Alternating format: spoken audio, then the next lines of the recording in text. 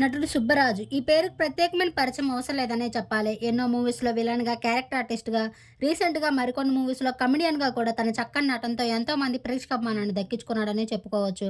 అయితే సుబ్బరాజు గారు తెలుగులో 50కి పైగా చిత్రాల్లో నటించారు.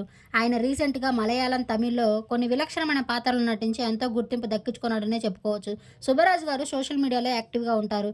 అయితే ఎన్నో ఇంటర్వ్యూస్‌లో సుబ్బరాజు గారు పెళ్లిపై ఒపీనియన్ లేదంటూ, పెళ్లనేది తన లిస్ట్‌లో లేదంటూ చెప్పుకొచ్చారు. కానీ రీసెంట్‌గా 47 ఏళ్లకి పెళ్లి పీటలెక్కారు. తన పెళ్లికి సంబంధించిన కొన్ని హల్దీ మరియు మ్యారేజ్ ఫోటోలు ఇప్పుడు సోషల్ మీడియాలో బయటికి వచ్చాయి. ఆయన డాక్టర్ స్రవంతి తపాలా అనే అమ్మాయిని రీసెంట్‌గానే ఫ్లోరిడాలో ఎంతో ఘనంగా, చాలా సింపుల్‌గా, అతి తక్కువ మంది బంధుమిత్రుల సమక్షంలో పెళ్లి చేసుకున్నారు.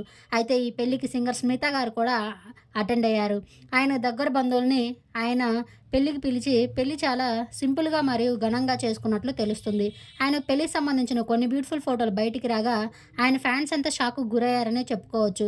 షాక్‌కు గురవ్వడమే కాకుండా కంగ్రాచ్యులేషన్స్ మరియు విషెస్‌ని కూడా తెలియజేస్తున్నారు.